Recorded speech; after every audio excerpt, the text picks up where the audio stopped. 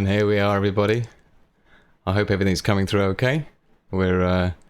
This is Friday night. It's about 9:05 nearly, and my first ever live stream, so I hope... I'm just checking out the chat now, make sure everything's all good in the hood and people can see me.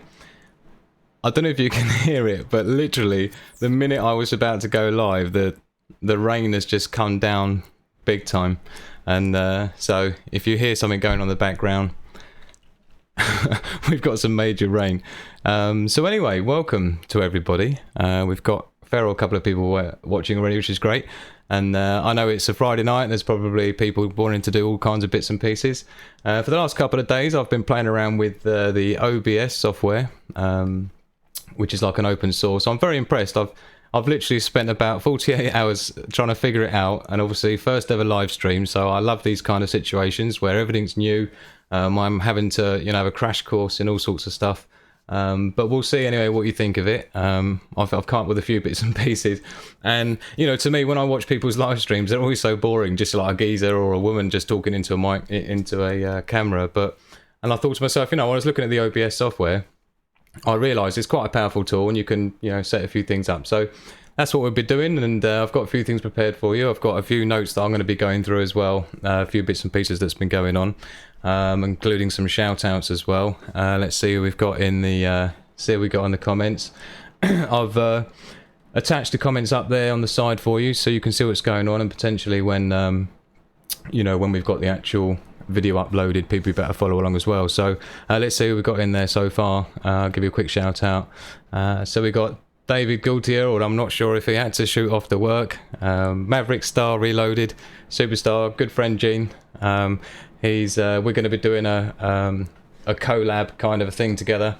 We've got a live chat fly on the wall thing planned as well, because there's a lot of things going on planet Earth, a lot of things we want to share with you, so definitely check that out. Got Solo Searcher, my boy. So for those that don't know the Solo Searcher, he's one of my best friends. He runs a metal detecting channel, so go and check that out. Whew, out of breath. Veritech Girl, hi. Another person who I enjoy speaking to, and she knows all about the situation with rain.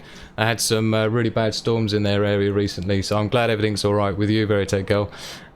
David Coultier, he is in the room. Good to hear from you. And we've got Tony Millington as well. Hope you're well too. Thank you very much. So what we'll do, we'll have a little look, a few bits and pieces that I've got set up that I want to go through. Obviously, I had a great response with the Area 51M review videos, which, I've had great fun making them, and I know a lot of you have had great fun watching them, so that's cool. I've got a few more coming up. We're all on the Area 51M now. I'm streaming from it. I've got the usual 4 monitors going, just stuff going on everywhere. I've actually got the webcam set up for the Area 51M as well, so I'll be able to show you kind of the difference. Now, the camera that you're on now, that we're looking at now, is my Logitech C920. So what I'll be able to do a little bit later on is to actually show you the difference between the C920 camera and the built-in Area 51M camera, which, do bear in mind, it's only 720p, whereas subject to your bandwidth, this should be 1080p. So we'll look at that as well a bit later on. Just refer to my notes here. So yeah, there'll be a Q&A session as well. So if there are anybody, if there's people here who are interested in the Area 51M side of stuff, you'll be able to ask me any questions at all, and I'll be able to tell you sort of straight away, or show you straight away live. So that was part of the idea. That I may do a more of a kind of specific detailed one later down the line, which will be a live dedicated Q&A for the Area 51M. So that should be cool. Also, actually, funnily enough, on the Area 51M front, yesterday I think it was, the guy who I originally bought my laptop from, he called me up actually, and he had some special super duper deal going on, which he said, if you remember, I don't know if you've seen it, but there was a video that I did showing about how I got the discount, more than $500 discount, which worked out about 20-something% discount in total. And he was the guy who sorted me out with that. And what happened is he said to me, don't tell anyone kind of his name because he didn't know if he'd get into trouble. But he's spoken to his boss and he said now that he's allowed to. So I can actually give his name and phone number, and they've got some special deal going on for the next like 48 hours. But so I'll put his details in the description of this video when it goes live, you know, when it's archived, and then I'll maybe pop the details on the other videos reviews as well. So I just thought I'd give you the heads up on that. So yeah, in terms of stuff I've got coming up, one of the things is let's have a look. Let's do some shout outs first, because I'm then going to basically give you a rundown of some things I've got coming up and some news as well. So in terms of shout outs, we've got Mike Henkelman. I have to give you a mention because I think it was like the part 2 Area 51 in review video, he actually tweeted directly to Alienware and Frank Ozor, who was the original founder of Alienware before Dell bought them out, and like literally telling them to hire him, you know, and stuff like this. So, you know, really appreciate any kind of support like that to try and push, you know, to push the channel. So really appreciate that, Mike. Thank you very much. And Loloki 2003, I said I'll give you a shout out as well, because I think that was the part 2 as well, actually. He correctly determined the exact point where I'd had my hair cut, which we had a bit of a private joke in the comments about. So well done, Lologi 2003, true friend of the Andology channel. Traveler as well, I had some great conversations with you in the comments. Thank you very much for your support. I really appreciate the things that we've shared and stuff as well. So, you know, great to have you on board. And also Cody Windsor, wow, what a superstar. There's a few people that have been uploading my videos as their own, you know, literally just like downloading them and just uploading them to their channel like they're their own. And you know what, I know it's kind of like a bit of a topic at the moment. I'm really not a big fan of censorship of any kind, and in a way I see almost doing a copyright strike on someone I feel mean, right? But it's like I went there and I saw he had put like Amazon links, affiliate links and all sorts, so I thought no. But anyway, so Cody Windsor, he brought my attention to one, and also Heath as well did a great job, because he found one as well, somebody who had actually uploaded my video. So I would never have found that myself, so thank you very much to you. I have to thank you for your support. So yeah, really appreciating it. The comments that I've had on the videos, it really helps the channel to grow. So thank you very much to those that have been a part of that. So let's have a look then. We've got, there was a few things, hold on, let's just flick through here. And we'll get into some other bits and pieces that I've got coming up. I did mention about the video that I'd be doing with Maverick Star, who his channel talks about things like the magnetosphere collapsing and sort of SHTF type stuff. But also I've got the Bushcraft camp coming up again this year, which I enjoy every year, with my boy Ollie. He was the guy who made the actual wooden spoon. And so every year we go and do a Bushcraft camp, and you know, we like to get sort of more, you know, into nature. And you know, minimal kind of stuff. Whatever we're taking with us, we have to carry. So you know, it's quite a great time for the three of us. There's me, Ollie, and Dan. So we'll be doing another one this year, and kind of in preparation for that, I've been looking at putting my Bugout bag together, which is kind of what I call it. And so it's like my bag that I use is a 511 tactical. Rush 72 it's called.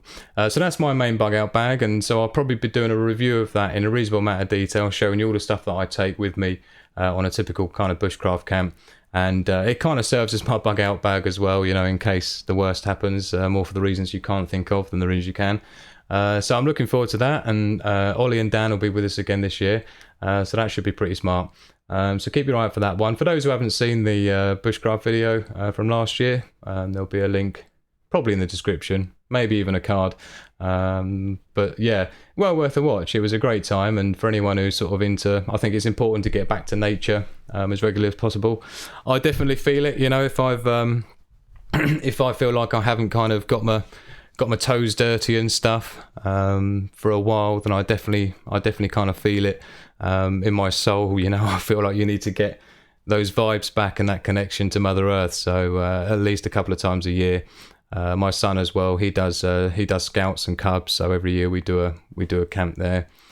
Good time to test the equipment. So Might have a few reviews on some camping type survival equipment, as well as the Bugout bag, and I'll be doing a live stream, maybe not live, but I'll be doing a fly on the wall chat with Gene from Maverick Star, and we'll be talking about some of the reasons why you might want to put a Bugout bag together, particularly with some of the sort of events that we've got going on around the world. And even like I say with Very Tech Girl, yeah, she's had experience very recently herself, right, where you got major weather coming in, storms taking people's homes, that your bag may be the only thing you have left, right? So, you know, it's definitely worth looking at that. But anyway, so that's one of the things that'll be coming up, and I'll be doing a full review. Actually, this is it here, look. Here she is. Can we get her in? So that's my main pack that I take with me. And then at the bottom of it, I would have my main tent and everything in there. So yeah, that's my main sort of bag that I have. It's not lightweight, but it fits on your back and you can walk a fair distance with it. So yeah, we'll be looking at that and you know, having a good tear down and let you know all the stuff that I keep in it and the reasons why. So I'm a big fan of all that. And Ollie as well, he's more of a bushcrafter, so his we'll be looking at the comparisons between mine, which is more kind of like survival tactical, whereas Ollie's bag is more kind of like the bushcrafty type style. And it's quite interesting how both our styles, you know, work a bit differently. But so that's another thing we're coming out. I'm looking forward to that. Excuse me, the other thing as well. I don't know if anyone's familiar, but you know, I do FPV drone flying, and it's something I've been doing for many years. I've been flying model helicopters and planes for, well, let's just say since I was about 14, and I'm not 14 anymore, so a long time. And so no, I've had many years flying drones and helicopters and planes, and this is actually one of my flights along the, you know, around the village basically, and I think it's about 2 kilometers I flew. So this is like flying remotely, and I'm watching this with a video transmitter remotely. And part of the things that my channel originally started out becoming reasonably popular was with a lot of the sort of pan and tilt systems and some of the technology that I was creating to be used with the FPV first person view, which was like where the RC hobby went from being just sort of flying helicopters and planes to having the sort of autonomous flight, and obviously mounting video cameras on the front with video transmitters, and then, you know, you can be flying remotely. So I've been into that for a while, and you know, I think it's there's quite a few things that I've developed for that kind of sport, and I've never really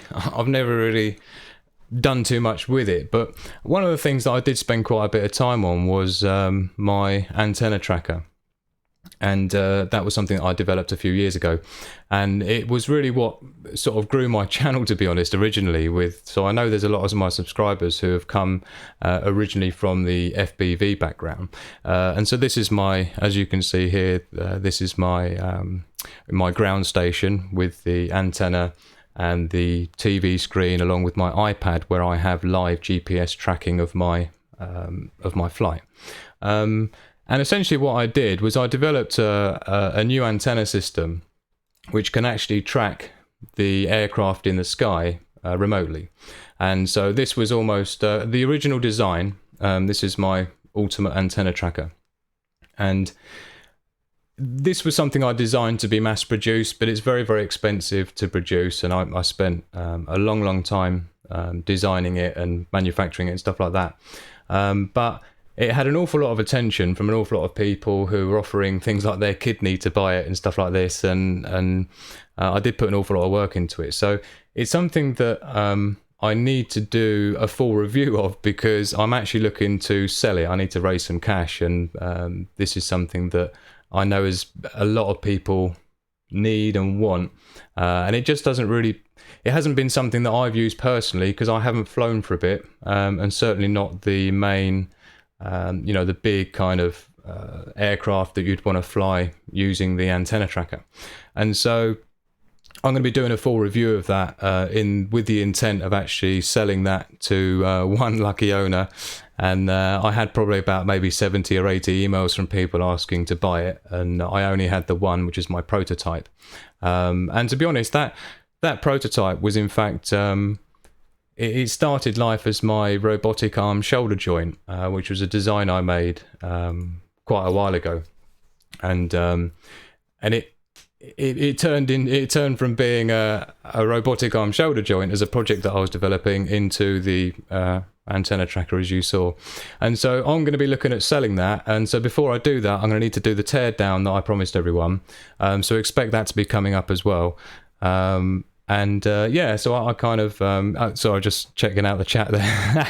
And yeah, Veritech girl looks like a nice neighborhood. I guess that's in reference to the to my flight. Yeah, no, this is Suffolk in England, where theoretically actually the place that we live is known in the UK to be the sunniest place in the UK. I don't know quite how accurate that is, but it's certainly that's the joke that every time I speak to my mum on the phone, I'm like, you know, what's the weather there like? And I'm like, oh, it's always sunny here, Mum, you should know that. So yeah, we've got all that. We've got the FPV antenna tracker that I'm going to be doing the teardown of. We've got the Bushcraft video coming up, as well as the Bugout bag one as well. And tied in with that, we've got the meet up with Gene from Maverick Star. I'd really love to go out with David actually at the Solo Searcher on a metal detecting hunt. I've always wanted to sort of go out and see what goes down, and it'll be great to sort of bring that kind of different stuff to people, and you know, just to share different people's lives and different scenarios and things like that. Hey, there's Heathy. I don't know if were you in time for your shout out? Thank you very much. He just came in, so he was the guy I gave a shout out for letting me know about the snidey person who the cheeky little monkey who uploaded my video as his own. So again, thank you very much. I can say that in person now. I do appreciate your looking out for me like that. So yeah, we've got the other thing as well. I really, you know, is a big passion of mine is electronic engineering. So as well as the mechanical engineering, as you've seen with my antenna tracker design, which again, I'm going to be doing a full video on that in order so I can sell it and raise some money. By the way, on that front, one of the things that I want to raise the money for, I've never really sold one of my prototypes before. It's almost like a sentimental thing, right? I've got so many prototypes of products that I've developed and designed and things like that, and it's like I always had this vision of you know, if I'm ever rich and famous, as like a Tony Stark type thing, you know, I'd have all my prototypes in like cabinets or something, but it's unfortunately Tony Stark without the rich daddy. So as a result, the idea is if I can raise some capital from the antenna tracker, then it will mean that I can put some of that back into developing a like a cheaper, slightly lighter weight, reasonably powerful, but not quite the immenseness of the ultimate FPV antenna tracker. So, you know, that's the plan for that, and there's a lot of people who want me to develop that as a ready to go, lightweight kind of antenna tracker. So, you know, that's one of the things. Now, leading on from that as well, before I get into more of the Area 51M stuff, which I want to catch up with. The other thing is the Tactical Intelligence Assistant, which is something that I started developing a while ago. It's essentially like a DIY AI, artificial intelligence system that I've been building over about the last 6 years. I've been coding it for about 6 years. There's probably about 500,000 lines of code that I've developed as part of it, and I've got to a point now where it's really important that I start documenting the development of not just my code, but as you can see here, we've got a fully fledged kind of touchscreen interface, and you know, she kind of will give you announcements on, you know, what basically the idea of it is, you imagine like a home automation system, but this is more of a tactical version in a sort of military style case. And so you'd have wireless sensors like PIR motion sensors and laser beam tripwire sensors, various things like that, radioactivity detectors, carbon monoxide detectors, all this kind of stuff. And so no matter where you were, you'd have this all set up, and then if there was anything kicked off, it would give you audible alerts. And she also uses the ham radio to be able to communicate. So I've been working on that for quite a while, and it's really getting in quite far. You can see here with the carbon dioxide and carbon monoxide sensors, full environmentals as well. And like I say, everything has had to been designed from scratch, you know, every line of code from scratch, pixel for pixel. And I've even created a bunch of custom themes. So I'm really keen to give a full demonstration of that. Like I say, I've spent a good 6 years in the background kind of developing that. And that was designed to be a fully fledged product. But to be honest, I'm actually tempted to develop it as an open source system, because there's not really anything out there like it. This is basically using Arduino code, C++.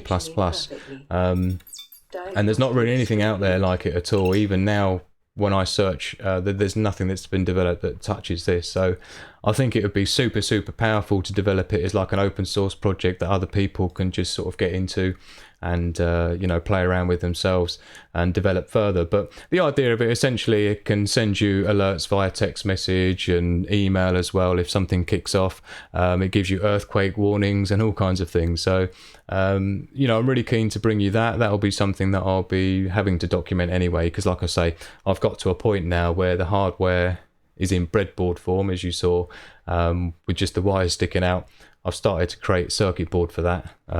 So I'm looking forward to showing you that and how it's working, and get some people involved in more of the electronic side of things, which, interestingly enough, brings me on to something that I had on my list that I didn't even sort of do anything for. Like I say, this was all a little bit lastminute.com, but how are we looking so far, guys, anyway, in the comments there? Are we is everything rocking and rolling okay so far? It's Zello on the cellular network instead of ham. Well, you see, the T.I.A system that I've built here is has a 3G module with it, and so it can send text messages as well as receive text messages, and also you can send an email and it updates it wirelessly. I built a custom backend database as well with PHP and MySQL. And so that handles various requests and things as well, and it also picks up data from the internet for things like weather reports and stuff. So it's going to be a whole bunch of stuff on that I'm looking forward to showing you. And like I say, it's something I've been working on for like 6 years and never really shown anyone. You know, it's kind of you know, everyone who knows me from kind of like, you know, from real life, let's say, they're like, you know, like even Maverick Star, when he came to visit me, he's like, dude, this is like, you know, what are you doing? You know, you should be selling this thing. But, you know, I don't know. It's just something that's been going on a long time, and it's about time I brought it to you guys. But, and Leah, looks like he's had a play around with some Arduinos and stuff. And he, you know, even printing hello on an LCD, you know already that it's not particularly you know, it takes a lot of effort to make, let's say, T.I.A, my tactical intelligence assistant. And I think the other thing as well, do you know what's been interesting is, as I've been developing my own custom DIY AI system, I mean, it's like a virtual AI. It is artificial intelligence. There's some pretty significant subroutines in there. Let's put it that way, right? I've been developing the algorithms and that, like I say, for many years, and so there's not a lot she doesn't do for you. And I think as part of that, it has helped me to, you know, as a programmer in like 8 different programming languages, I guess it makes me qualified to have an opinion on things like AI, right? And I know it's a thing that a lot of people talk about, and some people are dead worried about it. Other people say, it's not a problem. You know, I'm talking proper AI, right? I'm talking the, you know, Terminator style, you know, Skynet styley AI. It's definitely an issue, and I think it's definitely something that I'd like to touch on, because I've got a lot of, I don't want to say I've got a lot of opinions on it. I've got a lot of knowledge about it, and realistic knowledge as well. And I think I'd be really keen to do a proper video explaining what I think about AI and whether it will indeed kill us all or not. And I know there's people like Elon Musk has been quite firm on the subject, and even Bill Gates as well. He's had his say on it, and you know, so I think that could be an interesting one. And Daniel Dairy, hello, welcome, good to see you. Another one who I've had some good chats to. So it's lovely. I can really, what I love about it is I can really feel like oh, by the way, I just had a quick glimpse over there and I just saw that we've got 13 people watching. So we need one more or it's a little bit unlucky having 13. But it is lovely. I can really sort of feel like the Andology channel community is really, starting to grow, and there's, some regulars, there's some people I really enjoy talking to. And I guess starting out, I didn't really think that would be what I'd expect to happen, right? I didn't think that would be what it would be about, and in fact I really enjoy that kind of process of doing the video, putting it up there, seeing people's responses, being able to engage with them in the comments, because the minute somebody asks a question or has an opinion in the comments, it means that I've done something good enough for them to actually care about it, right? And so I guess it's that feedback loop which keeps things going. So I'm really enjoying that interaction, and that was really the idea behind my first live stream, which is, I'm hoping it's going to be something I can do regularly, but it's maybe like once a week or something we can do a live stream, and anyone can ask anything about anything that I might have spoken about earlier in the week. And then I just think it's easier because people can just say, oh, tell us about blah blah blah, or what's the deal with such and such, and I can just deal with it straight away, and perhaps even show you it kind of live. And the other thing as well, is I was thinking, well, I think about live stream, right, is as you've probably noticed if you've seen many of my recent videos, I get a bit carried away when it comes to things like the editing, right? And I think it's important because I think there's too many videos out there that are boring, and so I feel like I have to make even more effort than anyone else. Just obviously being a small channel, and it's not a young channel because I've had my channel since 2006, right? Which is 13 years, right? And I've got like 50 odd videos, but as a lot of I've spent most of my life in sales and marketing, helping other people grow their YouTube channels and developing things like logo stingers and website design, this kind of stuff, and not so much video creation, but the odd bits and pieces. It's more sort of like the marketing stuff, and it's different now. I'm coming to do my own channel and sort of really trying to invest in that, and it always seems more difficult on your own compared to when you're helping your clients, and it's like just do what I'm telling you to do, and then they do it, and then it works, and it's like, oh wow. But then when it's when it's yourself, I don't know, maybe you have like slightly different expectations, I'm not sure. But one of the things about live streaming for me is it's like, well, I don't have to get wrapped up in the editing. This is the editing, right? Once I hit go and once we hit end, that's it. That it goes live, and it goes on the channel. And so yeah, I'm really struggling to to get one video a week. I need to scale back on the amount of time I spend on each one, but in between that we've got things like the video tips and tricks where I do the behind the scenes, and for me they're important. I'm passionate about that stuff, and I think there's a lot of people out there that I've seen asking questions about things like how I do some various effects in the background. So I'm looking to do more of those as well, and in fact I've already got to do the editing one. So there was the one of the Area 51M Part 3 video where we had the video doing that, and then basically the next part of that behind the scenes is showing how I edited that video with all the effects. So that should be interesting. Tea time, by the way. Anyone else make themselves a drink before starting? I didn't actually mention what the end time was, did I?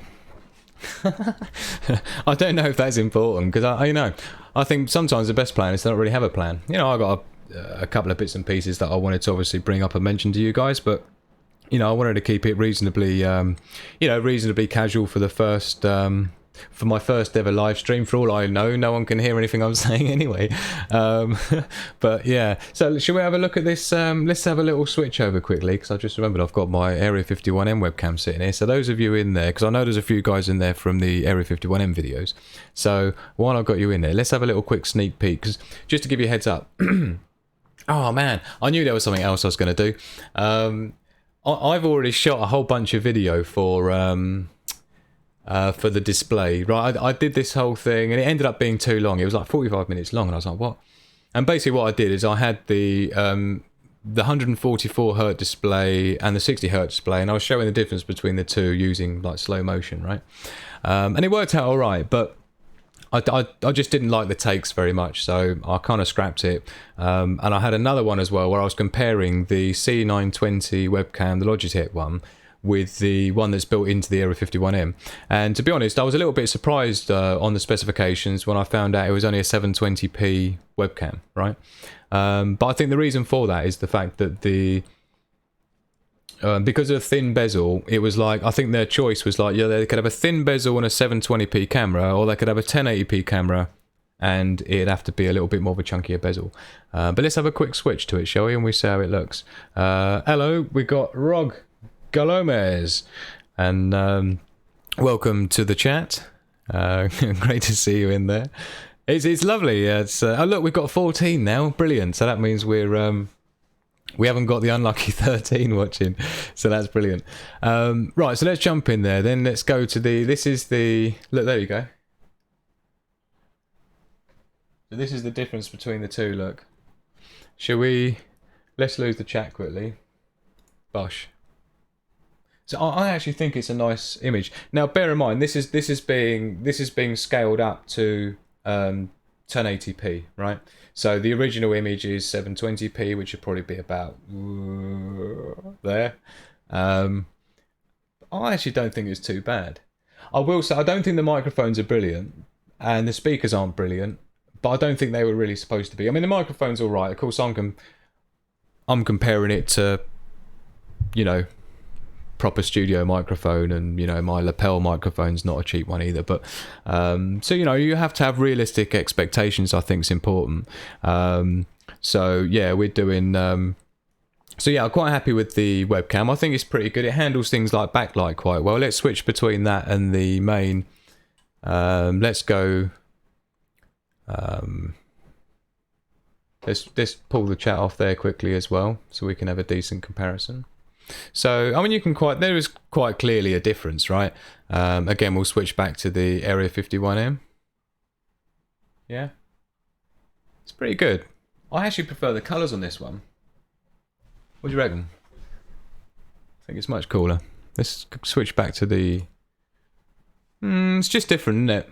But yeah, so that's the Area 51M webcam, which, like I say, I think the idea being is like, because it's a desktop replacement system, you know, it's like, well, like me, you know, I've got my 5.1 surround sound system plugged in, so I don't really care about the speakers too much, yeah. So you know, the webcam as well, I've got my own C920, and I think if you're that specific about having a decent quality webcam, then of course you've got a million options out there anyway. I know it's a pain in the what's to be carrying around another webcam with you in the bag, but again, it's a desktop replacement, you know, not a sort of lightweight laptop. Oh, who else we got jumping in there? TCS88. Good evening. How are you? Oh, thank you very much. Oh, no. Oh, dear. Sorry, somebody in the chat who... oh, I'm really sorry to hear about that. He looks like he's had...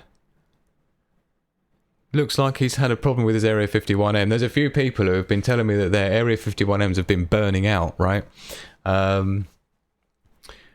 And I think, you know, I think it's... Can I ask you now, actually, was yours a 2080, an RTX 2080? Because I'm doing my own little research, and so far, every single person that's told me that they've had a burnout has been an RTX 2080 graphics card. Now, of course, for those that don't know, my specification is the i9 9900K using the RTX 2070 graphics card, right? And so it does seem like the ones that I've seen with problems have all been the RTX 2080. But yeah, so he's saying that his a couple of weeks ago he's had his burnout. But interestingly enough, actually, the three, I think maybe two or three that I've seen, I think one of them had left it on their bed, right, and next to the pillow. So of course all the ventilation ports would have been blocked up, so that's not ideal. And the other one was something. I think they'd repasted the CPU and the GPU heat sinks. You know, where you basically disassemble it. And you take the heat sinks off where you've got the thermal compound, which the stuff that you get stock is generally a bit crumbly and a bit crap. So, you know, if you want to do it properly, this is perhaps another video I'll be doing, is a repaste for the Area 51M. I'm tempted to do it. I usually do it. I usually use Arctic Silver, which is not cheap, but again, you've only got to do it once, you know it's done right. And so that would be a case of repasting it. And anyway, so this other guy who had a problem with their Area 51M burning out, it turned out they'd only done a repasting the day before, right? Now, you can call me a coincidence theorist if you want, but, you know, if you do a repasting one day and then the next day it burns out, I think, you know, Occam's razor would suggest that the most likely cause is usually the cause. So, you know, obviously that's my opinion now. I apologise to those people if that's not the case, but the couple of stories that I've had of ones burning out directly, when I've researched them and I've followed them up, that's what it's ended up being. So jury's out for me at the moment. I can't say for sure whether it was, you know, human error, but clearly, you know, they're pushing the boundaries of, and yes, affirmative, it was indeed a 2080 that he had that's had the problem. I'm kind of feeling good about the fact that I went for the 2070, right? Yeah, so there's clearly something there.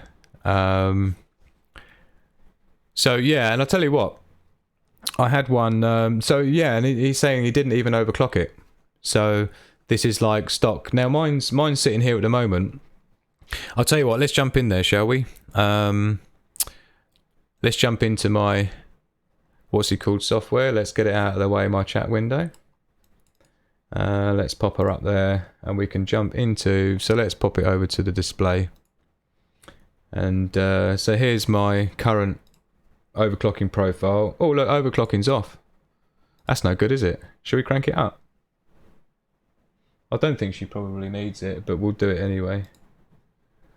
Let's get her cracking. And then we'd pop over to the Fusion tab here. I've got my mouse thing, haven't I? So the Fusion tab here, we can jump in here, look. Forgotten how I got it set up at the moment, actually. That's saying disabled, let's enable it. So here we go, 4.8. Now, my setup at the moment is running the 5.1 I've got it at. And it does sit about 5.1, and you can see here I'm undervolting it by nearly, well, by 48 millivolt, which is, you know, not too epic, but it actually sits there quite nicely. I did have that as minus 56, but I did have a few crashes on it. Now, one of the, in fact, I think it's going to be the part 4. Part 5. So the part 4 Area 51M review video, just to let you know now. Yeah, I'll tell you what, let's have a look. We've got, there we go. Let's pop on the Area 51M camera as well, look, on the other side, so you can compare the two like for like. What do you think?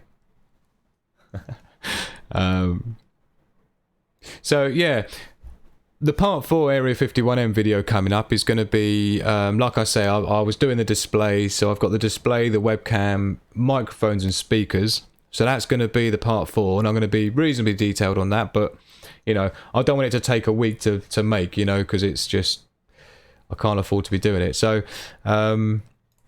so yeah, we've got the Area 51M part 4, which is going to be looking at the display options and stuff like that, and the webcam. And then the part 5 is where we'll be looking at the actual overclocking side of it and like performance optimizations. Now, I've done a bunch of stuff. I'm talking all over the settings, right? Not just necessarily, you know, not just necessarily things like the overclocking, but all kinds of settings where, just to put it in perspective, I went from something like 2200 3D Mark 2000 or 3D Mark benchmark scores, right? So 2200 I think it was, up to 8500, right? So that's the difference between not having it optimized and having it optimized, right? And I thought to myself, wow, I wonder how many people are rocking around with their Area 51Ms and they're not even cranked up, right? So for me, it was like, well, it makes sense to, you know, do a proper video showing all the performance, top 10 optimizations for your Area 51M or something like that, right? and it will go through start to finish the optimal kind of like BIOS settings. It's, you know, things like the Windows settings, graphics driver settings, and the overclocking, how to get a good overclock out of it. There's a few little secret tips and tricks in there as well to help people get even better performance out of their Area 51M. So I'm really looking forward to that video. I think it's going to be a stalker. And like I say, I've spent quite a lot of time playing around with stuff. And, you know, for those who don't know, I spent... oh man, back in the day, sort of like early 2000s, late 90s, I was pretty well known in the overclocking realm in the UK. And this is going back to the days of like AMD chips, which were like 500 megahertz speed, right? So, you know, we're talking 5 gigahertz, right? This is 500 megahertz, a half a gigahertz clock speed, right? And you would actually unlock the multiplier by short-circuiting the tracks or one of the capacitor tracks on the back of the CPU chip die, right? I mean, this is the kind of stuff they used to get into. You know, played around with Peltier coolers, water cooling, you name it. So I've been in overclocking many years, right? Nearly 20, well, probably more than 20 years I've been overclocking computers since my first hand-me-down computer, which was something like a 233 megahertz system that I managed to get overclocked to 350 megahertz, right?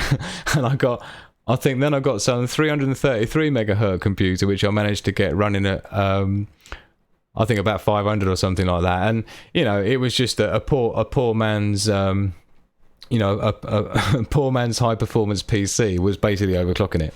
So I've had great success with the Area 51M. I've got an Alienware M18X, which, if I'm brutally honest, I loved it, but I wasn't very impressed at all with the overclocking of it. There was barely any settings or anything that you had in the BIOS, and there was certainly you certainly didn't get the software. You didn't get the software with the M18X like you've got now. It's become quite developed to the point where, you know, we've got this whole thing with setting up unique profiles, and as well the fans as well. You can set up unique profiles for the fans, which is pretty cool. And, you know, you can set entire smooth line curves and things like this, right? But as I mentioned in the part 3 review, I'm just quiet all the way, right? And there's not an awful lot of point, to be honest. I mean, okay, you'll find out in the part, what will essentially be the part 5, but where I'm doing the performance optimizations, because the thing is that I did a very scientific kind of thing in terms of working out what difference certain things make. So, for example, the difference between having it on quiet and having it on balanced or full speed, for example, and seeing what the results were with things like 3D Mark and Cine. What's the Cineform, is it? I forget the other one. Cinebench, sorry. I've got about 5 or 6 in here. So yeah, Cinebench is another, which is more benchmarking the CPU. So got a few people in the chat, so let's give some shout outs. We've got, let's pop back to main cam. So who have we got here? Uno Nice. Still saving up funds to buy his Area 51M. Well, it's worth every penny. And of course, for those that don't know, I couldn't afford to buy my Area 51M. Mine was just the irony, actually, of my... essentially what happened was my M18X got destroyed by not me, and the person that did destroy it didn't die, and they're still alive, just to put you at ease. And... so as a result of that, I had an insurance was covering it, so that was where I got the funds to replace it, and I used every penny essentially of my insurance to go towards it, and basically got everything out of the specifications I could get out of it. And you know, I've done a whole video kind of going through all the specifications and, you know, the deal I got, and there's even actually one with the insurance claim, showing how that all went down. But it was quite ironic because I didn't even know the Area 51M existed.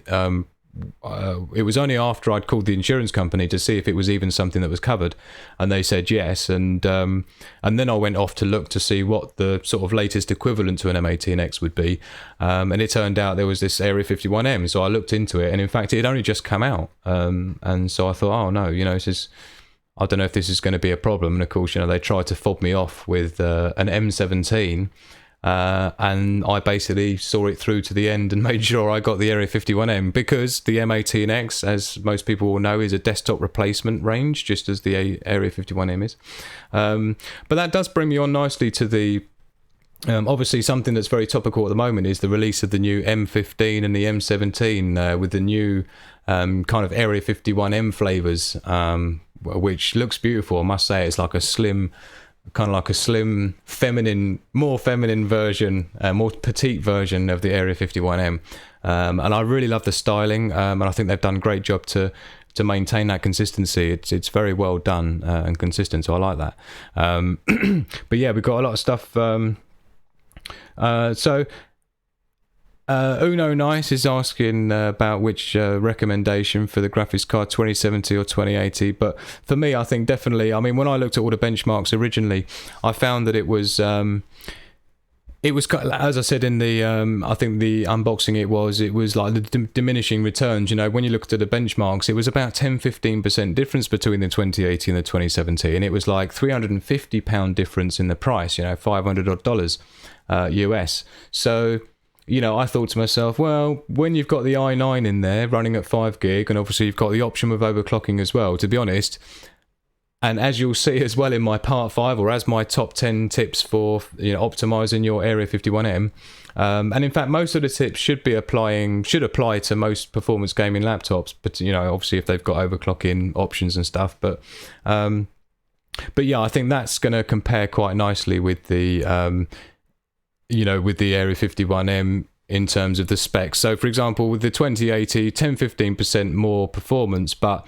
like I say, if you were to follow all the tips and tricks for getting the most optimization, you could probably get your 2070 running at the same speed as a 2080 anyway, right? That was on stock, not modified and not optimized.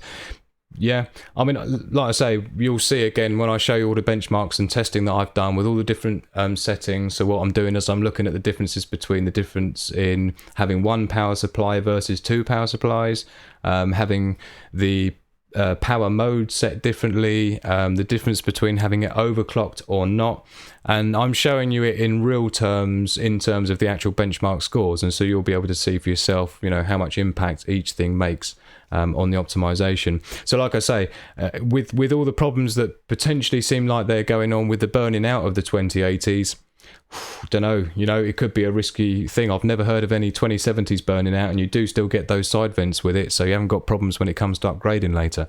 So I would struggle to recommend, I think I'd struggle to recommend a 2080 over a 2070. And the display is only a 1080p display anyway. It's not a 4K display, so it's not like you're only drawing half as many pixels as you could be in 4K. So again, you've not got too much stress on it.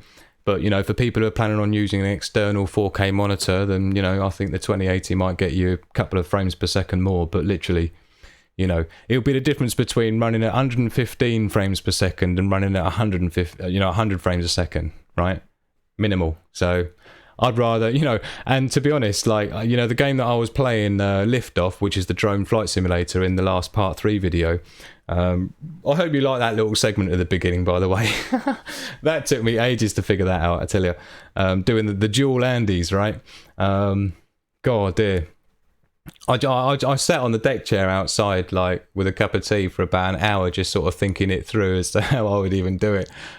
So I hope it came out all right, for those that saw the my dual Andy bit at the beginning of the part 3 video. But yeah, I'm lovely. Some lovely stuff going on in the chat. I seem to be ignoring, well, not ignoring, but I think it would be good to yeah. And again, we've got ROG there, Galomez. He's talking about the MSI Titan GT76, and I'll tell you what, I did have a look at that because I had a few people shove me that in the comments going, oh yeah, Andy, what do you think of this MSI, the new one? And in all honesty, when I was looking at the, I was researching the market when it came time to looking at what I would actually get to replace my damaged M18X Alienware, the MSI range was actually originally what I started looking at as an equivalent, and there was a few things I didn't like about it, but there was a couple that I saw on overclockers.co.uk. I quite like using them for stuff for my PC. I've been with them since, again, late 90s, right? I've been buying stuff from them. And in fact, it was the Overclockers forum back in the 90s that I was quite well known. You know, me and maybe about 10 other guys were kind of like on there all the time. That was like one of my biggest hobbies was overclocking back then. And in a way, you've got more options today, but in a way today, it's a little bit more software based. You know, back then it was more sort of hardware hacking. You know, you were having to go to lengths of like lapping and polishing your heat sinks to get perfect, thermal contact between the die of the CPU and the actual heatsink. So, you know, you can go to some pretty major extremes. But yeah, so just having a little scroll through the comments here. We've got oh no, Daniel Daring needs to shoot. He's got to go off to work, but I do appreciate you checking in with me, Daniel. Thank you very much. And, you know, appreciate you as a subscriber as well. Big shout out as well. We've got Jim Kearns. He subscribed the other day. We've got Tony, you can see up there, and I've got my it was only probably about 50 lines of code, I think, to do that. But anyway, so we've got the updates here, so we've got new subscribers, so I really appreciate that. Obviously I'm looking at trying to grow this channel at the moment, and it's something that I should have done a while ago, when I had a lot of traction, and like I say, it's something I spent my life helping my clients to do. So I'm quite enjoying the experience now, and I think, you know, it's one of those things that it's always more difficult than you think, and this is part of the reason why I do the video tips and tricks and behind the scenes, is primarily because of how difficult it is and how many things you need to know, right? And it just occurred to me that, you know, I assume all these things that everyone knows, but they don't. And so if it can just help just even a couple of people to get into it and maybe just do things in a way that help them to produce a nice, good result, then it's got to be worth doing. And so let's just have a look and see again what we've got going on in the comments here. Yeah, so he's off. Yeah, Veritech girl, she's really into the M15 and M17. I must say I am too. And the question would be though, if the new M17 and the new M15 were out, had they been available to buy when I was looking to replace my M18X with the insurance money, I don't know, maybe I wouldn't have had as much of an issue with them trying to fob me off with an M17, because I must say it is quite sexy. Not the M15, because to be honest, I think again, as part of being a programmer, I really rely heavily, or I'm quite a heavy user of the number pad. And one of the key differences between a 15-inch laptop and a 17-inch laptop is, of course, you just don't get that number pad. And it's probably not that important, but if you're someone who's like maybe an accountant or something, where you're always typing in numbers, yeah, or programming, you know, coding and stuff, you use it quite a lot. And so I'd really struggle to do without it. But and of course for me, it's always got to be the desktop setup because of the 4 screens that I have running, which we've got rocking now. And like I say, it took me a bit of figuring out to get all this set up, but it seems to be going all right so far, so I'm quite happy. I hope you guys are pleased with how things are looking so far.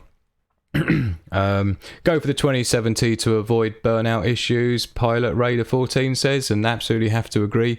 Again, combined with the diminishing returns of the 2080 graphics cards, not to mention, in fact, I think also there's an issue with stock, so I'm not sure the supply is able to keep up with the demand on the 2080. So if you're going for a 2080 graphics card flavour, you're probably adding a couple of weeks onto your order time as well. And I think, was it Daniel? Who was it who said theirs was arriving tomorrow, I think. That's waiting for part 3 for the Area 51N review. That's already up, my friend. Maybe he's referring to the part 4. That's going to be probably in a few days. I just need to do the redo, should I say, the display review.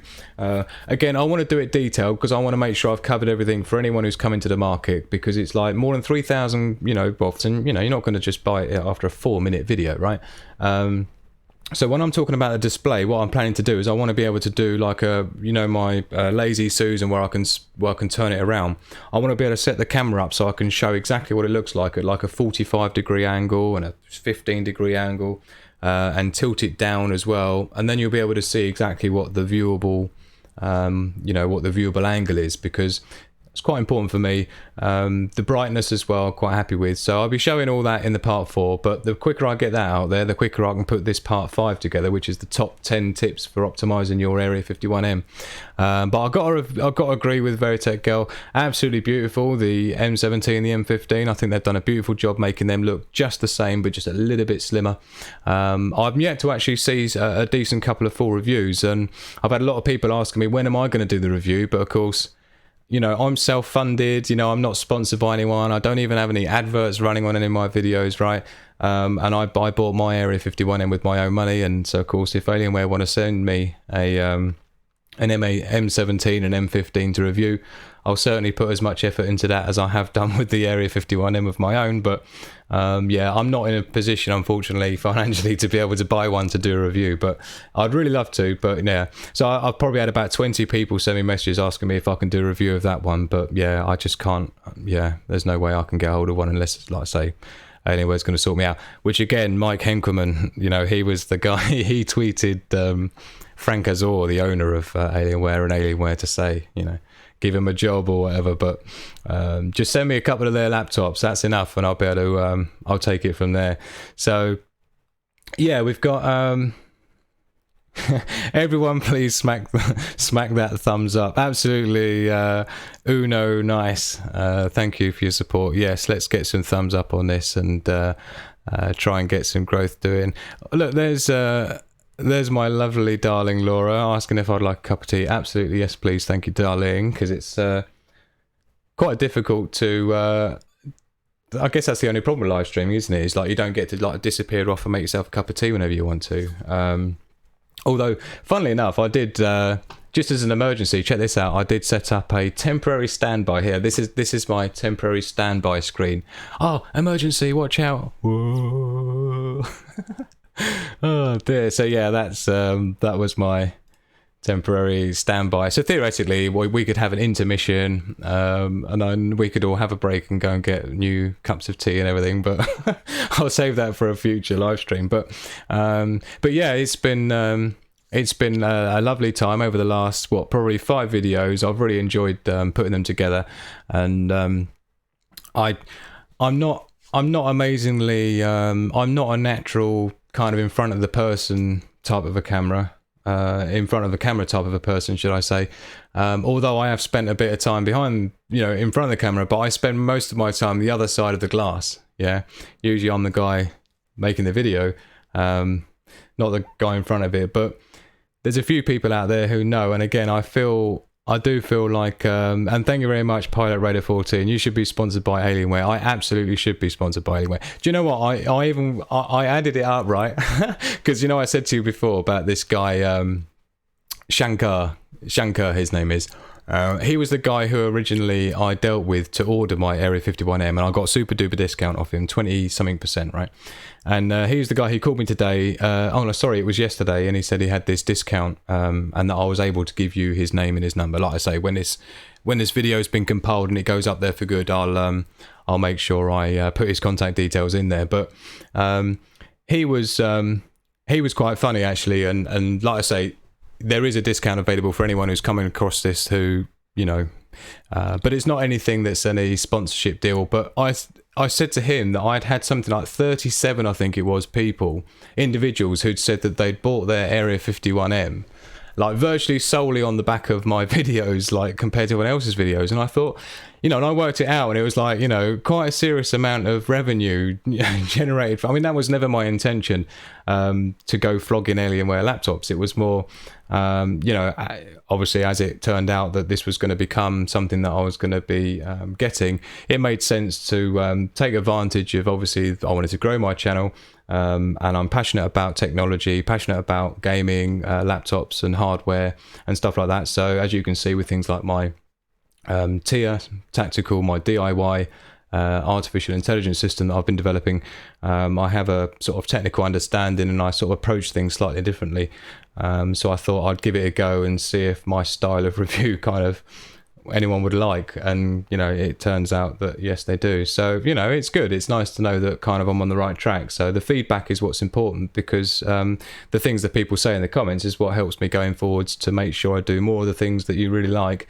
and none of the things that you don't like. And funnily enough, my fault for his stupid question, really, but just had to bring this up because, you know, the community poll that I did yesterday, asking what was it yesterday or the day before, asking what people's kind of view was on doing a live stream, right? Yay or nay? Very simple, yes or no. Do you think I should do a live stream? And it was basically unanimous, you know. I think it was like 28 votes to 0 at one point, and then one person came along and said no, and I thought, yeah, well, that's kind of my fault for asking a stupid question, isn't it? Because you know, but so I hope the person that voted no didn't accidentally stumble across it and get annoyed that I did it anyway. But you know, I had to go with the majority. So thank you to all those that voted yay for the live stream. I hope you didn't regret that decision. How do you take your tea? Oh, does somebody else want tea today? Sorry, I'm missing what's going on. Does the 2080... I got mine, $2,500 Pilot Raider. Yeah, that's a pretty good price. What spec was that? Definitely should be sponsored by Alienware. Maverick Star... Oh, listen to it. Tell him you was on the Amazing Race. I don't know how many people here actually from the US anyway, in the chat. I know there's a few people there. But yeah, me and my partner, my wife, we were on the Amazing Race TV show. For anyone who knows what that is, it's basically a race around the world for $1 million, right? But you know, that was, to be honest, that was actually my first... was it my first introduction to video? I think it was actually. I mean, the first video that I ever made was actually our audition video that we made for the Amazing Race TV show. And the audition video had to be 3 minutes long, telling us being Sony Pictures, who were the ones who created the Amazing Race, we had to send it to Sony Pictures, 3 minutes, saying why we would be brilliant contenders on the Amazing Race, and we never thought that we'd get picked. But and it's funny, everywhere, all the other contenders on the Amazing Race, it's a reality TV show basically, and here's my Amazing Race partner who raced with me. Thank you, my darling. Pass me your empty, John. Switch. Muchos gracias. Welcome. Different cup. Because you've got both these in here. Yummy. So yeah, basically we were racing around the world as a reality TV show. And do you know what? I actually I uploaded. I made the mistake of uploading me and Laura's audition video like years ago. This was about maybe 9 years ago, I think we were on the Amazing Race, and I uploaded our audition video, and no word, this was like ages ago, right? This is the technology they had. No word of a lie, within about 2 hours, Sony Pictures had had a copyright strike and had it taken down immediately. So there's a bunch of stuff that apparently we signed contracts and non-disclosure agreements, and there's quite a lot of stuff that we're not allowed to divulge about the production of the show. And I have been trying to get hold of the legal team, because the new Amazing Race is actually airing on TV in America, I think, and so I thought it would be a good time to sort of maybe do like, not an expose, but kind of an expose, yeah, sort of like what it's like to be on a reality TV show with $30 million production budget, right?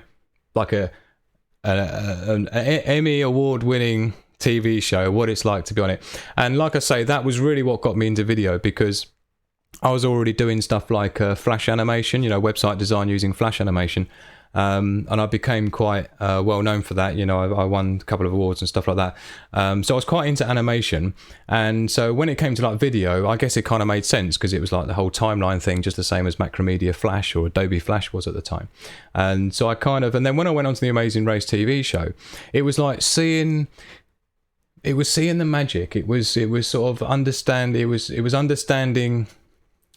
TV in a different way, let's say. And again, there's things I can't tell you, unfortunately, but it is literally peeking behind the curtain. And I think when you've been running around for 6 weeks with film crews and stuff, it's amazing what you learn just from being a part of it, let alone being an actual cameraman or anything, or a sound man or anything like that. So yeah, brilliant experience. And you know, it's not the sort of thing that you can, you know, we were racing donkeys through the streets of New Delhi carrying onions, right?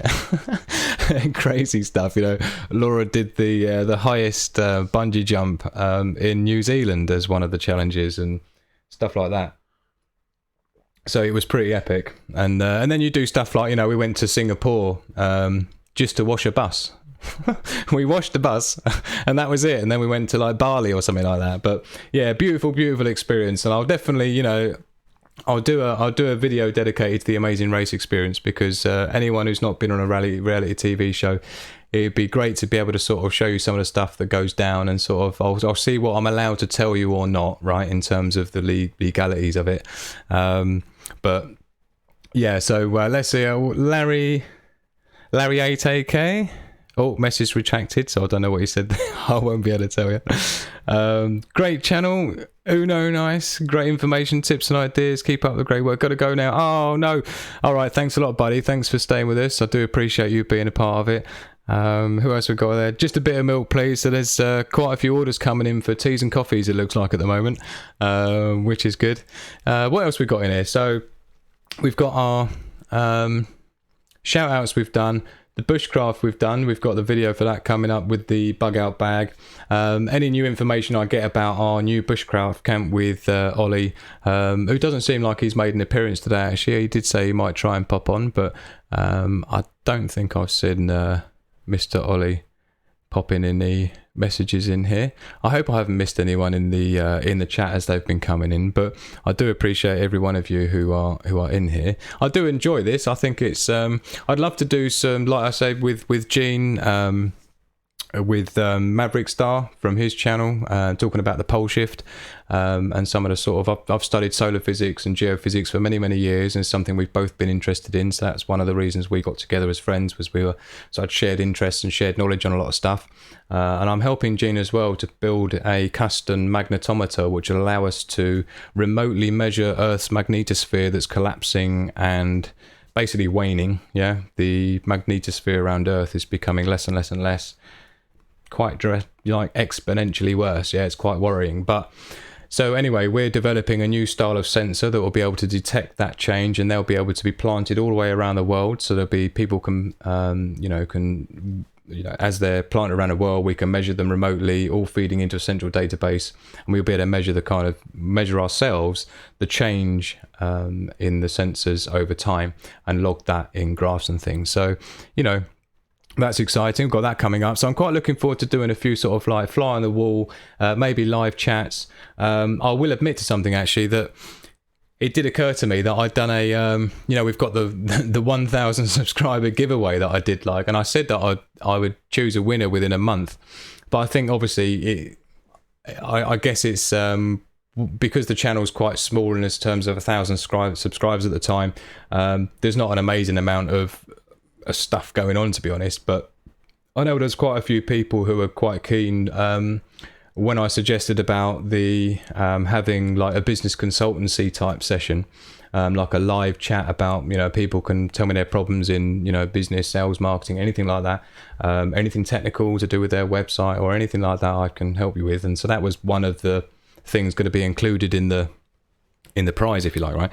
And I had quite a few people that were up for that, so I'm almost tempted to do that as a separate sort of live thing. Maybe live, it's up to the person if they're confident or not, because of course, you're relying on them being up for speaking live. But I know me and Gene are going to be getting together and talking about some bits and pieces, so that should be interesting. And of course, we've got the Area 51M webcam stuff to do a trial of, and see what we think about that. I do like the colours. Look, I do. I think it's like the white balance may be different. Yeah, so it kind of makes me look more of a natural colour. Yeah, if I look at myself in the mirror, this is more what I think the colours actually look like. Hold on, let's pop my tea down. I don't want another insurance claim, do I? Whoa! Whoa! Let's jump back to that one. Yeah, it's very different, isn't it? To be honest, though, I don't really notice the fact that the Area 51M webcam is 720p. versus the 1080. I know obviously I've stretched this one out to fit the 1080p stream that I've got running right now, but it definitely looks like it's holding up well. And you know, I don't even think I'd bother carrying a new webcam with me if I was just taking the Area 51M with me as just a standalone laptop. I'm not sure I'd bother, to be honest. I don't know if I'd bother with that, but because it's good enough. It's good enough. And you know what? The original test that I did, which I had to... It was not I scrapped it, but I just wasn't happy with it, and I felt like I could do better for the Part 4. So the original footage that I got for the display and the webcam, it wasn't really... I don't know, it wasn't really representative, but I will say that I think that the Area 51M webcam actually handled the backlight issue much better than the Logitech C920 that we're on now. What I really wanted to be able to do was, and I tried to do it with the OBS software that I'm using now for doing the live streaming, right? Like I said, I only had about 2 days to get to grips with the live streaming software. I've not used it before for anything like this, so it was a bit of a crash course. But I'll tell you what, there's not much I don't know about this software now, so I might even do a video about live streaming on the OBS software, and at least, you know, with stuff that's reasonably, you know, with, like I say, having things like scene set up and stuff like that with various bits and pieces going on, and things like the old standby screen with the music and stuff, which I put together. So yeah, no, I think it came out all right actually. So yeah, I mean, I'm assuming that everyone can still hear me and the stream's actually working all right, but yeah, it's been... There'll be, yeah, so Laura was saying there, stop talking about The Amazing Race, we'll get sued by Sony Pictures. It is possible, but, and I think from memory actually, the contract that we signed with Sony Pictures was, I think it was $6.something million, so meaning if you divulge certain things, then that's essentially what you are going to be sued for.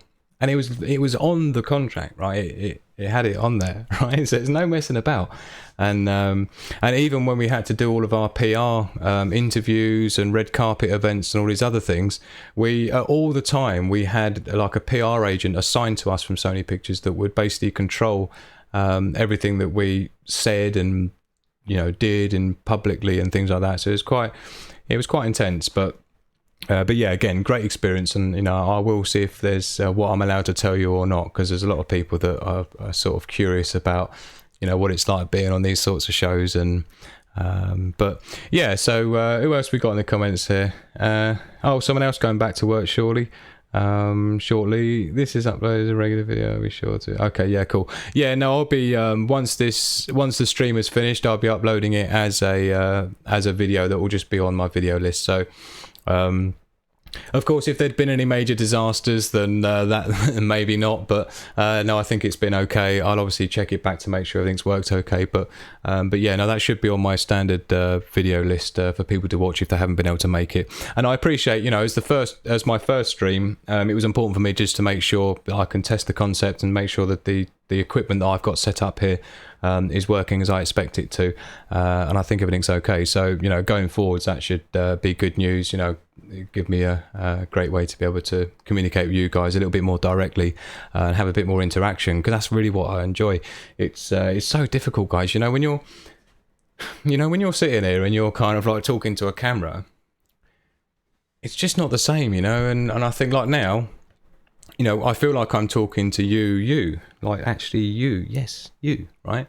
And it's sort of like a two-way thing rather than, you know, when I'm doing like these reviews and things like that, it's very much a stale kind of, you know, there's a few people who say, oh, what you should do is you should get a picture of someone that you love or a best friend or something like that and put their picture up next to the camera.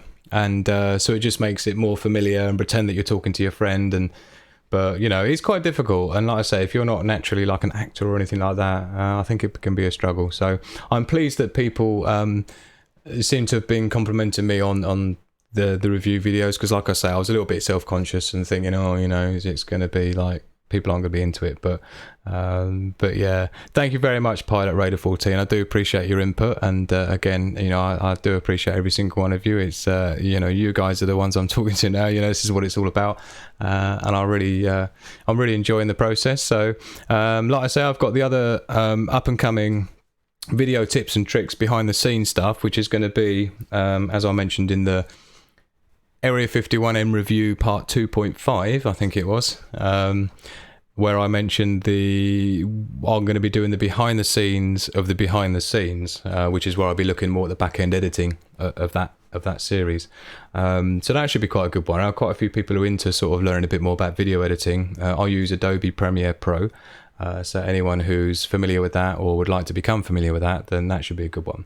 And I'm sure that first one I'll do for the video editing tips and tricks will be just more of an overview, just more of a concept, an idea about what I'm trying to do when I'm putting a video together, and more of a concept basis. And then I'll build on that going forward, just to sort of more specific things to help you guys produce similar effects and stuff, right? Yeah, Maverick Star there, he's just saying to me, the more videos you do, the more the easier it gets. And of course he should know, he's got hundreds of videos. He's been going for many 7 years, I think he said to me, and that's 7 years actively. Obviously, as you know, I've had my channel since 2006, before it was even YouTube. Well, before it was Google's version of YouTube, let's say, right? Before Google bought it. And so I haven't been active in all that time. Like I say, I just used it as something, as a springboard for work I'm doing with my clients on YouTube. So, but since about March, since about February, March is where I've really been pushing the Andology channel and trying to get it to sort of where it should be. And so super pleased with the feedback. It's really given me the oomph to sort of carry it forwards. I would have known straight away, I think, if I was wasting my time, and I would have just like taken a back seat and go, oh well, I'll try anything once except Morris dancing and something else that I can't say because of can I even say the word that's going on at the moment, where basically people can't really say what they want to say. So I was tempted to we need to do podcast, Andy. Yes, we do, Maverick Star, absolutely. I'll tell you what as well. I'm going to be developing a new brand with Gene from Maverick Star, and one of the big things in demand at the moment, and I've spent my whole life in branding, right, and logo design and stuff like this, and so I'm thinking about sharing part of that process with you and anyone else. Obviously, I'll optimize it for people who are searching specifically for doing logo design and how to design your own logo, top 10 tips for a great logo, things like this, right? And where Gene's been kind enough to make a donation to the channel, I've agreed to do him a new logo, intro sequence, stuff like that. So we're planning on doing a bunch of podcasts and stuff as well. And so yeah, I'm hoping to get into that. I think it's good to do the collaborations with other channels. Like I said, I'd really love to have to go out for a dig with David on his Solo Searcher channel, metal detecting. I don't know if you like, a couple of weeks ago he dug up something from what was it, 2,000 something years old? Yeah, like actual coin from 2,000 years old. Imagine that. I'd love to love to see that, just the history back then, right? Because of course those of you in the States, when your version of metal detecting is nothing like it is here in the UK, right? You just don't have that history that you have here in the UK. So digging up Saxon gold coins that are 2,000, 1,200 years old is quite impressive. So I'd love to go out with David as well and share with some other people what goes down and some of the things you can get. Oh look, there you go, we've got Mr. Ollie is in the house, Bushcraft Ollie, with the who made the wooden spoon in the Bushcraft video. He's he's joined us. Have you been there all the time, Ollie, or hiding in the background? Hello, handsome to you too. Oh dear. This is Ollie coming up here. Like, this is Dan. There's Ollie there with a beard, who he looks very groomed now at the moment, actually. But yeah, no, I think Ollie did a beautiful job on that wooden spoon when he made it. I was quite jealous, actually. I'll tell you now. as well as doing the Bugout bag reveal and showing everything that we got in our Bushcraft packs and our SHTF Bugout bags, like I say, he's got a little bit of a different spin on it than me. He's far more Bushcraft, I'm far more kind of like survival tactical style, but I think the way that we work together complements beautifully. And in some of the things that Ollie built as well, the griddle there with the tripod, beautifully done that was. And literally he made that thing. Him and Dan made that in, I don't know, about 20 minutes. It took me longer to put my tent up. And but yeah, so this is the Spoonie, man. I just think he did a beautiful job on that. So I'm really hoping that I can I want to actually give it a go myself next time. Because I think it was, obviously I spent a lot of my time filming because I was really enjoying that was kind of my way of blowing the cobwebs off the camera, to be honest, because I hadn't had the camera out for a good couple of years, and obviously I was keen to build my Andology channel, so I thought, you know, I'll take my camera along, I'll use that as my launch kind of video, and yeah, it did all right, and got some views, maybe like 900 views or something like that so far. So go and check it out, Bushcraft video. You'll see it in my playlist. I think there's probably a card that should have popped up at some point. I'm not sure. But yeah, so that's Ollie, and so we'll be doing our Bushcraft camp again, and you know, we'll be having a great time. I really want to take the camera again, and call me Chomp. Actually, yeah, call me Chomp. That's a new subscriber. Thank you very much for subscribing. I do appreciate your support of the channel. Hope everyone's had a good time. And so yeah, but anyway, so what we've been, it's like nearly an hour and a half. God dear, no one's going to be watching that when it goes thing, is it? Oh dear, I can't believe there's even anyone left. I mean, I know that people are probably joining halfway through because it was really tricky to get a decent time. And Friday night usually we you know, we have our film night, let's say, you know, we relax and chill out on the sofa watching a film. Ben Fogel actually is a big fan of Ben Fogel, you know, Lives in the Wild, where he follows people who, you know, sort of go around the world and live somewhere off grid, you know, away from the whole capitalist sort of city life thing. And we're very much into that idea of, you know, just trying to back to basics, you know. And hence the bushcraft stuff, right? That's why I love it. I think getting into the wilderness, I love nature as well. Of course, those that saw the behind the scenes tips and tricks video, I had that whole segment with the bird scene in the garden and stuff. And yeah, so a big fan of nature. I love to get out into the wild, and it's great to have Ollie and Dan who appreciate that too, to go and share that time with. So but yeah, I think it's been a pretty long old live stream for my first ever one. So I hope you know, I hope everybody's enjoyed it. I certainly have. It seems to have gone reasonably swimmingly. I mean, I don't know for sure, but it doesn't feel like there's been anything particularly major. You know, if you're interested in any you know, in any particular bits and pieces, you can go and check out my website. I've got a link down the bottom there to get yourself on the VIP list. I'm going to start doing something with that soon on my website, so go and check out Andology.com. There's a bunch of stuff in there. I've got the blog as well, which kind of highlights all of the bits and pieces that all the videos are on there. Got things like portfolios again, so if you're into the whole you know, brand and logo design, for example, you've got some bits in here, some logo stingers, which look, there's my classic image there, the tattoo. And no, that's not real, it's just a bit of Photoshop. But yeah, I've got a bunch of there's some examples here of things like logo intro sequences. Actually no, that's more in video production, isn't it? It's going to show the sort of thing that we're going to be doing for Gene for the Maverick Star.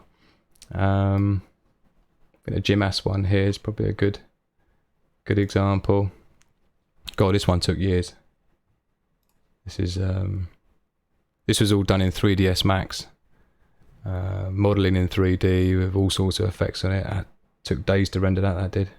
Yeah, so I've got bits and pieces like that, and various logo intro sequences and all that sort of stuff. So go and check that out. Like I say, get yourself on the VIP list, because it is something that I'm looking to grow, because I've got loads of I've got loads of secret stuff that I really want to tell people. I don't know the safest way of sharing it with you. Yeah, like for example, I really want to reveal a load of stuff about the some algorithms, right? SEO algorithms for YouTube and that.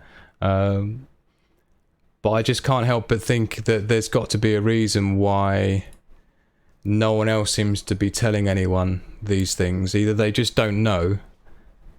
I'm talking about even the top guys in SEO for YouTube, blah, blah, blah, right? And I watch all their videos. It's like, this is like baby stuff. Yeah, this is like 5% of what. So again, I don't know if they're just not telling people because they're worried about what will happen. You know, I don't know, censorship or something, but I don't think there's a problem. So there's loads of stuff that I really want to share with you guys. I've got to figure out how I can wrap it up into my tips and tricks videos, but stay tuned for that, because anyone who's looking to build a YouTube channel, obviously I've been doing it for clients for quite a few years, and I'm now doing it to my own, so I can now, with modern day 2019, I can sort of give you a real insight as to what to look out for, what to expect, and where the downfalls and pitfalls are. And there are wide and they are many. And of course it just means that you just need a checklist, and if you can follow those things, it's actually quite straightforward. But you know, it's very difficult for me to grow this channel because of the way that the algorithm is working nowadays. So things like liking my videos, things like whacking the comments in, all that engagement really counts towards it, let's just say that. So if we can keep that coming, that'd be brilliant. Bike packing, Tony Millington says. Bike packing? That's not a bad idea. I quite like the idea of that, although my pack... Do you remember what our pack weights were, Ollie? Was mine... I think mine was about 20-something kilos, was it? I don't know if that's bikeable. Might be a bit wobbly. I'm not sure. I think Ollie's was about 22 and mine was about 21. Or mine was 22, his was 21, something like that. I think they're about 20 kilos. So, I don't know. You think that's bikeable? Not sure. Could be. But... might be worth a go. But I'll tell you what, actually the last bushcraft camp we did, I did have to take my aqua roller, you know, like a 40 litre water butt, which is a rollable one, so we could roll it through the woods. But other than that, of course my camera and tripod, but other than that, everything else was whatever we carried, you know, on our backs. And it will be the same this year. So yeah, super looking forward to that. But like I say, it's been an hour and a half now, so that's a bit, you know, it's pretty hard going. I really appreciate everybody who's joined in on this one. We've got 11 people left watching still, so you know, I really appreciate you guys. Definitely friends of the channel. And of course, the people that I've already mentioned as part of the shout out, I'll give you another shout out now, because I think it's important to, you know, there's loads more people, by the way. This isn't everyone. I'm not sure how long it popped off there. But so I'm glad it's gone popped back. But yeah, so Lologi 2003, he determined exactly where I had my haircut in that video, which we had a sort of joke about in the comments before the video came out. And Travelor, again, you know, I've had a great time talking to him and sharing some things with Travelor. Veritech Girl, again, she's had some problems recently with the storms going on there in America, so you know, I hope everything gets back up to scratch as soon as possible. Yeah, so we've got, and of course Cody Windsor, and he's the absolutely calling out the people who've been uploading my videos and putting snidey little Amazon affiliate links. As I said, I'm not sponsored, I'm not funded. It's me, myself and I, and my equipment I have in this room. So, you know, it's not like I'm being paid by Alienware or get sent laptops or anything like that. So, you know, I appreciate people highlighting it when people are, you know, taking the what's-its, cheeky monkeys, because of course every view that they have is a view that my channel doesn't get, and to help it grow, which is my main kind of focus at the moment. And obviously best way of doing that is doing what I can to bring you the stuff that you guys want to watch. So in the you know, I'm hoping to try and get some great feedback. 18 kilograms, by the way, Ollie says that his bag was, so probably mine was about 20. But so yeah, you know, again, when I do the full rundown and I'll do the review and the tear down kind of thing of my backpack, you know, I'll show you the weights and stuff and the things that I've got rocking in it. So don't forget as well, I've got the FPV antenna tracker coming up as well, so we'll be looking at that. Like I say, I'm going to need to try and get that sold, so I can raise some money to be able to put into developing the version 2 antenna tracker for people, because I've had so many people you know, really wanting to get their hands on something that can do this kind of thing for them. So I've got that coming up as well, don't forget. And of course, following on from that, we have the tactical intelligence assistant, which is my own development, and I've now got the circuit boards in a in a way that allows me to sort of do a full hardware demonstration and software demonstration up and coming. So I'm looking forward to bringing that to you, because that's been a very very in-depth project that I've put a lot of my life into, and so I'd be super keen to bring that to you as well. But so Larry, excellent work, Andy. Believe Alienware should sponsor you. I totally nutly agree. Thank you very much. And on the part 4 review that will be coming up, we'll be looking at the Area 51M screen. We'll be looking at the webcam as well, and comparing the webcam between the Area 51M and of course the main C920 Logitech Full HD camera. So we've got that coming up as well. And the thing that I'm really excited for, of course, is the tips and tricks video, the top 10 optimization and performance optimizations for the Area 51M, with things like the overclocking and the configuration as well, to get the maximum you can get out of your Alienware Area 51M. And there'll be 10 tips there, plus an extra couple of bonus ones as well, to get what essentially worked out for me being like 2,200 3D Mark benchmarks up to 8,500. So that's like a major difference between the worst case scenario of your Area 51M performance and the best case scenario of the Area 51M performance. So definitely keep your eye out for that one. I'm really looking forward to bringing that one to you guys. So in the meantime, I really appreciate everybody that's joined me on this live stream, my very first #1 Andology channel live stream. I've had a great time. I hope it's all been okay for everybody. I hope you've enjoyed it. Please engage with me. Let me know in the comments and things like that as to the kind of things that you want to see coming up, the things that you're passionate about. I've got a million different hobbies in a million different industries, and so I'd love to be able to bring what is important to you. So please, give me some feedback. Let me know what you're into, and I'll make sure I fall in line with that. So in the meantime, I hope you've enjoyed this live stream. I've had a great time. This has been, like I say, it's been quite an interesting sort of a time as my first one, but I feel like it's gone all right. Thank you very much to Maverick Star. We'll definitely be doing our getting together on our podcast. David as well, Solo Searcher, my boy. Thank you very much, and Ollie as well. Really looking forward to our next Bushcraft camp. Should be a good one. And in the meantime, really appreciate everybody's input, and I really look forward to catching you in the next one. And thank you very much, Veritech Girl. It's been an absolute great time. Thank you. And I look forward to seeing you all at some point in the next few days, where I get the part 4, part 5, and so on. And yes, I'd love to cover all of the Alienware laptops if Alienware will actually send me their M15 and M17. But that's another story. I might actually do a video of me trying to call Alienware, trying to even get hold of Alienware's marketing department to say, oi, I've had 37 people tell me they've bought their Area 51Ms because of me. That's about $150,000 worth of business. Send me a bloody laptop to do a review of. But anyway, Mike Helmkerman, he was on the right track, tweeting them directly. Frank Azor, I think, was the owner of Alienware. So, but thank you very much, everyone. I've had a great time. I hope it's all been good, and I look forward to seeing you in the next one.